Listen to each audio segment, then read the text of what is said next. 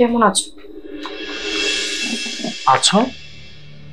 আপনি একটা স্কুলের ভারপ্রাপ্ত প্রধান শিক্ষিকা হয়ে আপনি জানেন না নিজের যে সিনিয়র কোনো কর্মকর্তাকে আপনি অথবা স্যার করে বলতে হয়? আপনার মতো শিক্ষিকাদের কাছ থেকে স্টুডেন্টরা কি শিখবে? Sorry sir. নেক্সট টাইম এ ধরনের ভুল করবেন না। শুনলাম আমার উপর নাকি আপনি দুর্নীতির অভিযোগ করেছেন।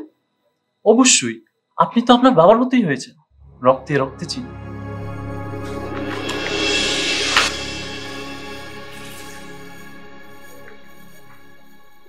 এটা কি আমার দুর্নীতি রিপোর্ট?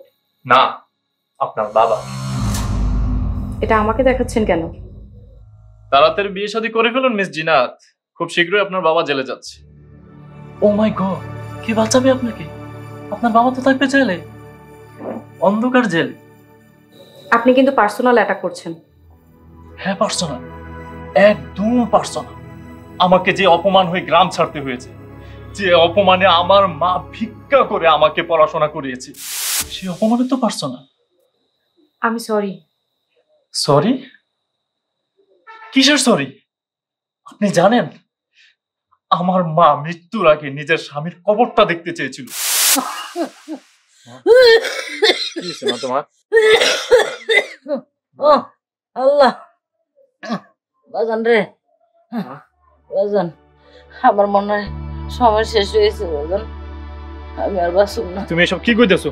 তোমার কিছু হইব না মা, তোমার কিছু হইতে দেবো না আমি।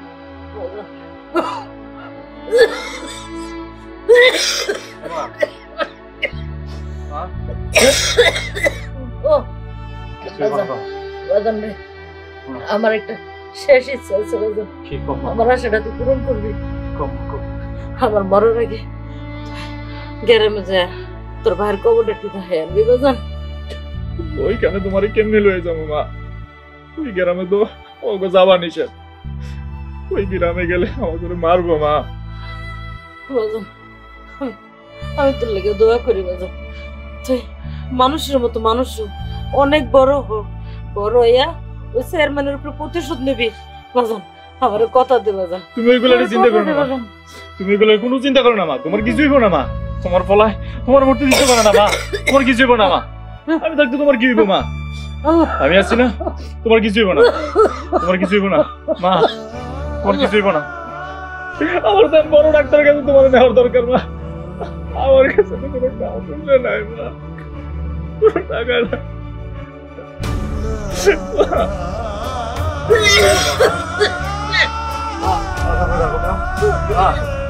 তুই আমি আমার মার খবরটা দেখাইতে পারিনি। মাঝে দেখলাম নেই।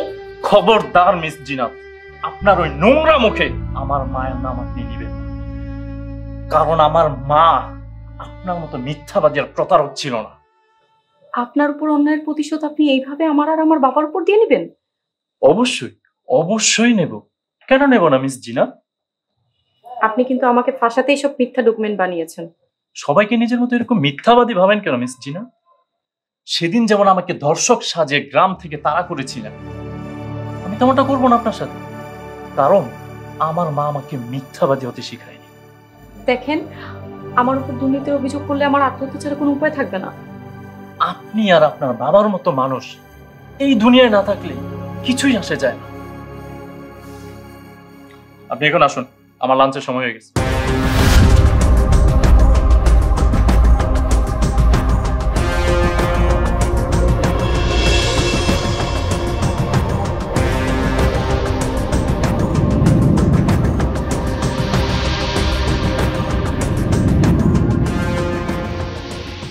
সত্যি বললে কিছু হবে না, আর মিথ্যে বললে মিথ্যে বলার অপরাধে আপনাকে সাসপেন্ড করা হবে।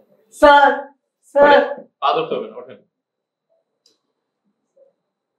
আপনি নিরপরাধ হলে আপনার কেউ কিছু করতে পারবে না। যত দোষ ওই বরখাস্ত হেডমাস্টারের, সে আর চেয়ারম্যান মিলে যত নষ্টর গোড়া এই স্কুলের ফান্ডের টাকা নয়ছয় করে স্যার। আর আপনাদের মিস জিনাত ম্যাডাম? স্যার উনি খুব ভালো মানুষ স্যার, ওনার বাপের মতো চোর বাটপার নয় স্যার। আচ্ছা, আপনি এত শিওর হলেন কিভাবে? আমি পিয়ন হলো, আমি অন্ধ না। আচ্ছা, আপনাদের মিস জিনাত ম্যাডাম এখনো বিয়ে করেননি কেন? তা তো জানি না স্যার, তার লোকের মুখে হালকা পাতলা শুনছি যে উনি নাকি কাউকে ভালোবাসতো, তা ভালোবাসার সম্পর্ক ভেঙে যাওয়ার পর উনি কাউকে কোনোদিন বিয়ে করতে রাজি হননি। চেয়ারম্যানও ওনাকে বিয়ে দিতে পারেনি। আচ্ছা আপনি এখন আসুন, আমার দরকার হলে আপনাকে ডেকে পাঠাবো।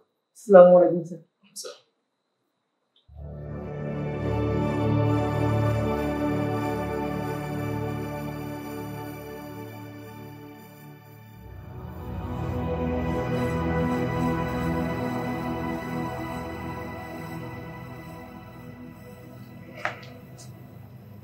কিরে মা, কি করতেছস? কাল বাচ্চাদের এক্সাম, তাই প্রশ্ন তৈরি করছি। তোর লগে একটু কথা কওয়ার দরকার আছিল। বলো। দেখ মা, আমি জীবনভর যা করছি তোর ভালোর লেগেই করছি।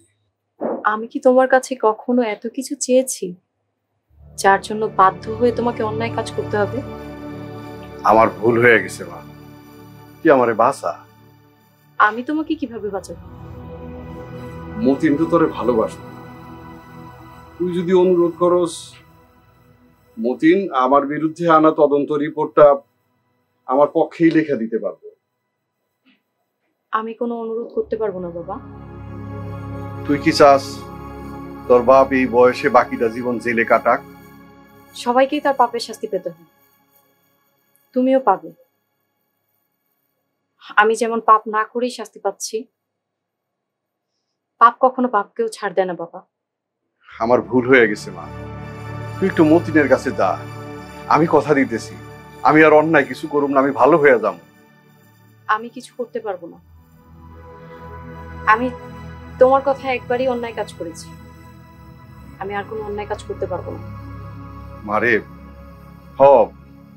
আমি ছোটখাটো কিছু অন্যায় করছি, অনিয়ম করছি, আমি স্বীকার করতেছি। কিন্তু মতিন ও আমার বিরুদ্ধে বড় কেস সাজাইতাছে, ওর অতীতের প্রতিশোধ নেওয়ার জন্য আইছে। তুই তোর বাপেরে ভাষা। আচ্ছা বাবা, আমি বিষয়টা দেখছি।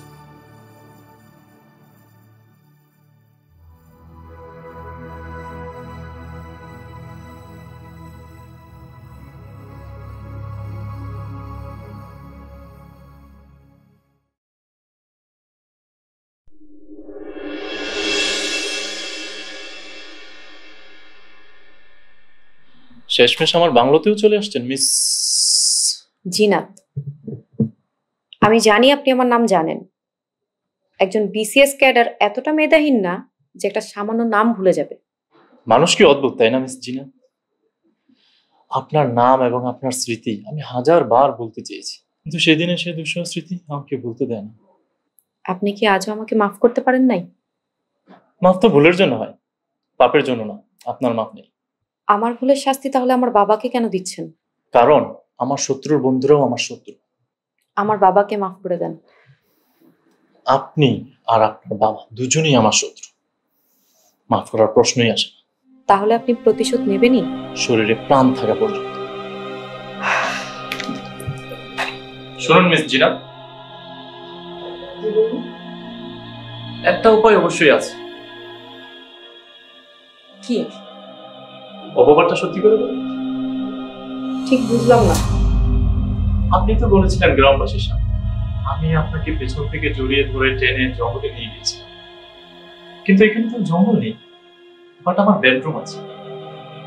আপনি চাইলে আপনাকে পেছন থেকে জড়িয়ে ধরে আমার বেডরুমে নিয়ে যেতে পারেন। এন্ড রিল্যাক্স, আপনার কোনো কষ্ট হবে না, আমার ঠিক হবে।